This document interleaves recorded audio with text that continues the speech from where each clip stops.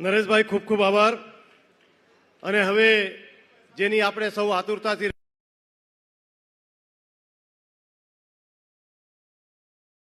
ધડકણ અને જેના નામથી પણ ભાજપવાળા કાંપતા હોય એવા આપણા લોકલાડીલા ચૈતરભાઈ વસાવાને હું વિનંતી કરીશ કે એમને તાળીઓના ગડગડાટથી આપણે વધાવી લઈએ અને એમને હું વિનંતી કરીશ આજની સભાને અનુરૂપ એમની વાત રજૂ કરશે. ચૈતરભાઈ.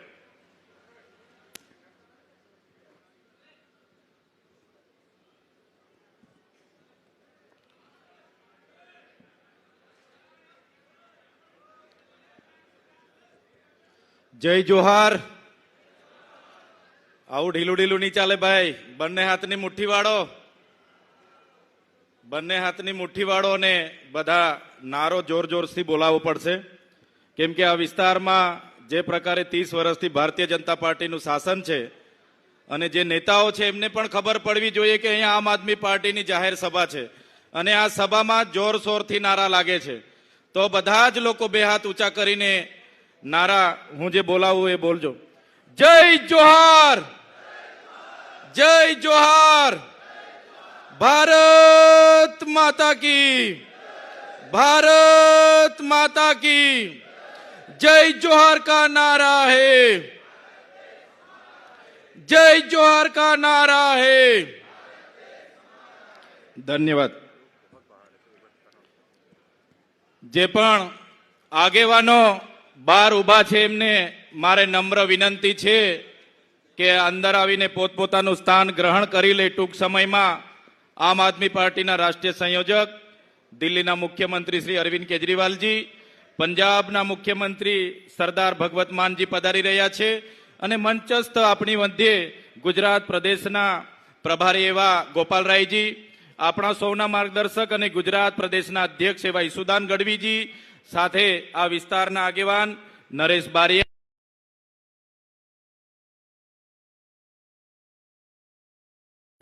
રાજુભાઈ વલવાઈ, દેવેન્દ્રભાઈ મેળા, મંચસ્થ ઉપસ્થિત તમામ મારા સંઘર્ષના સાથીઓ, જિલ્લાના પ્રમુખશ્રીઓ, વિધાનસભાના પ્રભારીશ્રીઓ, સૌનું હું સ્વાગત કરું છું. અને સાથે સાથે મારી સામે જે મોટી સંખ્યામાં આજુબાજુના વિસ્તારોમાંથી તમે જે ઉપસ્થિત થયા છો, ત્યારે સાથીઓ આ તમારી ઉપસ્થિતિ દર્શાવે છે કે આવનારા દિવસોમાં ભારતીય જનતા પાર્ટીની હાથમાંથી સત્તા જાય છે અને આમ આદમી પાર્ટીની તાલુકા જિલ્લાઓમાં સત્તા આવે છે. આજે આ સભા જ્યારે થઈ રહેલી છે ત્યારે સાથીઓ તમે બધા જાણો છો કે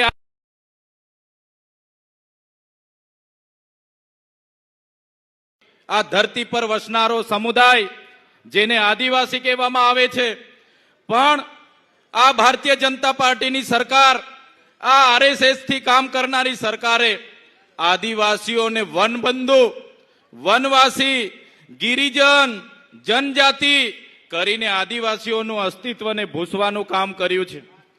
આદિવાસી તરીકે અનેક વખતે રજૂઆત કરવામાં આવી કે અમે આદિવાસી છે, અમને શું કામ તમે વનવાસી બનાવો છો? છતાં ભારત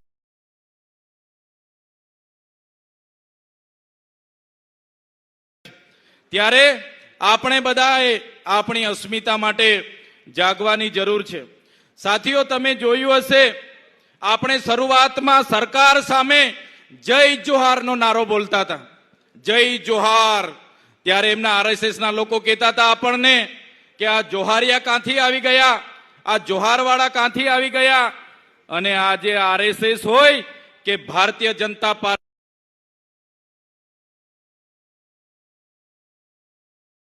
સમાજની તાકાત છે. સાથીઓ તમને ખબર હશે, આજથી 3 થી 5 વર્ષ પહેલા આપણે આ વિસ્તારોમાં ભગવાન બિરસા મુંડાની પ્રતિમા મૂકતા હતા, ખાજ્યા નાયકની પ્રતિમા મૂકીએ, રાણા પૂંજા ભીલની પ્રતિમા મૂકીએ, જલકારીબાઈની પ્રતિમા મૂકીએ,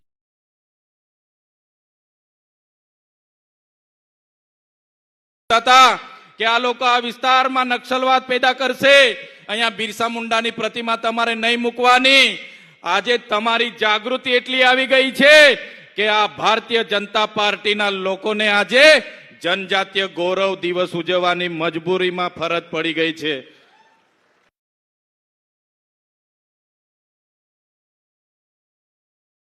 કરતા તમારી જાગૃતિ આવી ગઈ. તમે ખલનાયક બિરસા મુંડા, જનનાયક બિરસા મુંડાની વાત મુકતા ગયા. આજે દેશના વડાપ્રધાનને પણ ડેડિયાપાડામાં આવીને બિરસા મુંડાજીની પ્રતિમાને ફૂલ અર્પણ કરવું પડે. એ પ્રતિમા મૂકવા વાળા ચૈતર વસાવાના અમારી ટીમ હતી સાથીઓ.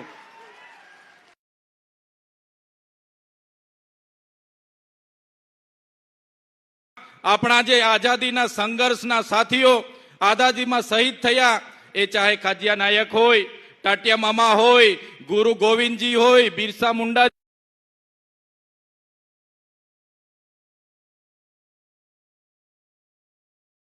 નાયકોએ પણ 1857ના જંગમાં ભાગ લીધો, શહીદી વોરી, અંગ્રેજોને મજબૂર કર્યા. આ દાહોદમાં રેજિમેન્ટ બનાવવું પડ્યું, ભીલ રેજિમેન્ટ બનાવવું પડ્યું. એટલી જોરશોરથી આપણા આદિવાસી પૂર્વજો આઝાદી માટે લડ્યા. આપણે જ્યારે દેશની વિકાસની વાત આવી, આપણે જ્યારે ગુજરાતની વિકાસની વાત આવી, એ દાહોદ હોય, છોટાઉદેપુર હોય, એ નર્મદાના આદિવાસીઓ આજે ગાંધીનગરમાં જે મોટી મોટી બિલ્ડિંગો દેખાય છે ને, ગાંધીનગરનું જે સચિવાલય બન્યું છે, એ સચિવાલયમાં પણ દાહોદના આદિવાસીઓનો પરસેવો છે. આજે અમદાવાદની હાઈકોર્ટ બની છે, આજે કલેક્ટર કચેરી બની હોય, એસપી કચેરી બની હોય, કે આજે સેશન કોર્ટ હોય, કે જેટલી પણ કોર્ટો બની હશે, આજે જેટલા પણ કોરિડોર બન્યા છે, જેટલા પણ રેલવે બન્યા છે, જેટલા પણ એરપોર્ટ બન્યા છે, જેટલા પણ ડામર રોડ બન્યા છે, એ તમામ વિકાસમાં જો કોઈનું યોગદાન હોય તો એ અમારા દાહોદના આદિવાસીઓનો એમાં પરસેવો છે, પરસેવો. દરેક બિલ્ડિંગના પાયામાં અમારા આદિવાસીઓનો પરસેવો છે. અને એના બદલામાં આ સરકારોએ આપણને શું આપ્યું? આઝાદીના 78 વર્ષ થઈ ગયા. પેલા 50 વર્ષ કોંગ્રેસનું શાસન હતું, હમણાં 30 વર્ષથી ભારતીય જનતા પાર્ટીનું શાસન છે. આજે આપણે શિક્ષકો માટે આંદોલન કરવાનું કે સાહેબ અમને શિક્ષકો મૂકી આપો. આજે શાળાઓ માટે આપણે આંદોલનો કરવાના કે અમારી શાળા બનાવી આપો. આજે નોકરીઓ માટે શિક્ષિત બેરોજગારો આંદોલન કરે. આજે આપણા ખેડૂતો આંદોલન કરે.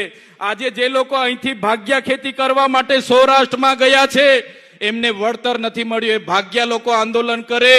આજે આપણા વિસ્તારમાં આપણા અધિકારો માટે આંદોલન થાય. નર્મદાનું પાણી અહીંયા મળે એના આંદોલન થાય. નળ સે જલનું પાણી પીવાનું મળે એના આંદોલન થાય. પણ સરકાર આંદોલનને નિરાકરણ લાવવાની જગ્યાએ પોલીસનો ઉપયોગ કરીને લાઠીચાર્જ કરે છે. આપણા નેતાઓને દબાવવા માટે ખોટા કેસ કરે છે.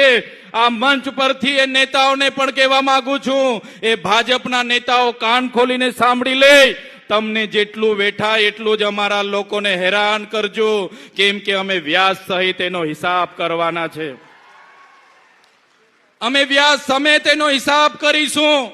જ્યારે ચૈતર વસાવા આદિવાસીઓને જાગૃત કરવાનું કામ કરે, અનુસૂચિ 5 લાગુ કરવાની માંગ કરે, પૈસા 1 લાગુ કરવાની માંગ કરે, આ વિસ્તારમાં 73 એના જે ગેરકાયદેસર દસ્તાવેજો થયા એને અમે ઉજાગર કર્યું. નલ સે જલનું કૌભાંડ અમે ઉજાગર કર્યું.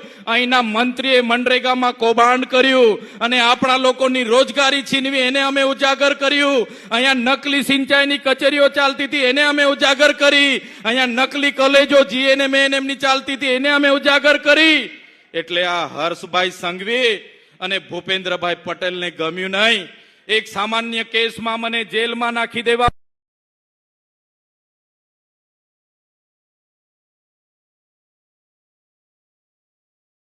તારીખ પર તારીખ મને 80 દિવસ સુધી જેલમાંથી બહાર નીકળવા ન દીધો. વડોદરાની જેલમાં મને વેદના આપવામાં આવી, યાતના આપવામાં આવી અને કહેવામાં આવ્યું કે તમે આદિવાસીઓ માટે કેમ લડો છો, તમે ગરીબો માટે કેમ લડો છો, તમે ભારતીય જનતા પાર્ટીમાં આવી જાઓ, નહીં તો તમારું રાજકારણ ખતમ કરી દઈશું. ત્યારે પણ આ ચૈતર વસાવાએ પોલીસ અધિકારીઓને કીધું તો તમારી જેલોથી ડરવા વાળા ચૈતર વસાવા નથી, તમારી જેલો સામે લડવા વાળા લોકો છે, તમારી ભાજપ સામે લડવા વાળા લોકો છે. સાથીઓ તમે વિચાર કરો, એ ડેડિયાપાડાની જનતાએ, એ સાગબારાની જનતાએ, ચીકદાની જનતાએ એક ધારાસભ્ય તરીકે મને 1 લાખથી પણ વધારે મત આપ્યા. 43,000ની મારી લીડ હતી. એક પણ રૂપિયા વગર, એક પણ દારૂની બાટલી વગર મને સ્વયંભૂ બધાએ ચૂંટી કાઢ્યો. અને આજે આ ભારતીય જનતા પાર્ટીના વડાપ્રધાન ડેડિયાપાડા આવે, મુખ્યમંત્રી ડેડિયાપાડા આવે, નાયબ મુખ્યમંત્રી ડેડિયાપાડા આવે, પ્રદેશ પ્રમુખ ડેડિયાપાડા આવે, આદિજાતિ મંત્રી ડેડિયાપાડા આવે. આજે પણ 2 મંત્રીઓ ડેડિયાપાડામાં છે અને એ મુદ્દાની વાત નથી કરતા. અને ચૈતર વસાવાએ આમ કર્યું, ચૈતર વસાવાએ તેમ કર્યું. પણ આજે ભાજપ સરકારને હું કહેવા માંગુ છું, ચૈતર વસાવા 3 વર્ષના ધારાસભ્ય છે, તમારી 30 વર્ષની સરકાર છે. ડેડિયાપાડાની જનતાને તમે હિસાબ આપો કે તમારી સરકારે ડેડિયાપાડામાં શું કર્યું છે. પછી ચૈતર વસાવા 3 વર્ષનો હિસાબ આપશે. સાથીઓ, વિચાર કરો, જે વિસ્તારનો હું ચૂંટાયેલો ધારાસભ્ય છું, ગૃહમંત્રી હર્ષ સંઘવીના ઇશારે बसंती चोला हो आज रंग दे हो माए रंग दे मेरा रंग दे बसंती चोला. પાણી આપી દો બાપુ. અરે પણ આ ચાલુ કરી દેશે તો બધાને ઉભા કરી દે. આવ્યા છે બધા, પોતપોતાની જગ્યા લઈ લેશો, પોતપોતાની જગ્યા લઈ લો. સાથીઓ, તમે વિચાર કરો, આ ભારતીય જનતા પાર્ટીને એવો તો કેવો ડર છે કે ચૈતર વસાવા આદિવાસીઓને જાગૃત કરે, આદિવાસીઓને એક કરે, આદિવાસીઓ શિક્ષણ માંગે, રોજગાર માંગે, પાણી માંગે. એટલે આ ભારતીય જનતા પાર્ટીને ગમતું નથી. અને આ ભારતીય જનતા પાર્ટીએ પોલીસનો ઉપયોગ કરીને ખોટા સોગંદનામા કોર્ટમાં રજૂ કર્યા અને કહેવામાં આવ્યું કે આ ચૈતર વસાવાને આદિવાસી વિસ્તારના 14 જિલ્લામાંથી તડીપાર કરો, એમને પ્રતિબંધ કરો. અને નામદાર હાઈકોર્ટે મારા વિસ્તારમાંથી મને પ્રતિબંધ કર્યો છે. છેલ્લા 8 મહિનાથી મેં મારા ઘર, મારું ગામ, મારો તાલુકો કે મારી ઓફિસમાં હું જઈ નથી શકતો. હું મારા વિસ્તારમાં પગ પણ મૂકું તો મારી શરત રદ થાય, મારે ફરી જેલમાં જવું પડે. અને ભાજપના લોકો કહે છે, જોયું ને અમારી તાકાત, અમે ચૈતર વસાવાને ડેડિયાપાડામાંથી બહાર કરી દીધા અને ચૈતર વસાવાને આવનારા દિવસોમાં નર્મદા સહિત આદિવાસી વિસ્તારોમાં પણ બહાર કરી દઈશું. ત્યારે ભાજપના લોકોને આ મંચ પરથી કહેવા માંગુ છું, તમે ચૈતર વસાવાના ગામમાંથી બહાર કરશો, ચૈતર વસાવાને ડેડિયાપાડાથી બહાર કરશો, ચૈતર વસાવાને નર્મદાથી બહાર કરશો, પણ આ ચૈતર વસાવા અમારા લોકોના દિલોમાં રહે છે, ત્યાંથી તમે ક્યારે બહાર નથી કરી શકવાના. ત્યારે દિલ્હીમાં જ્યારે પરિણામ આવ્યું અને જ્યારે માન્ય કેજરીવાલજીની સરકાર, ત્યાં એમની નીતિઓના કારણે હારનો સામનો કરવો પડ્યો અને ભાજપની સરકાર બની, ત્યારે આ ભાજપના નેતાઓ ગુજરાતમાં કહેતા હતા આમ આદમી પાર્ટી પૂરી થઈ ગઈ, કેજરીવાલજી હારી ગયા, દિલ્હીમાં સરકાર ગઈ. ત્યારે નેતાનો બી કહેવા માંગુ છું, तुमको का लगता था नहीं लौटेंगे, गलत, जब तक तोड़ेंगे नहीं तब तक छोड़ेंगे नहीं. धन्यवाद. जय आदिवासी, जय जोहार.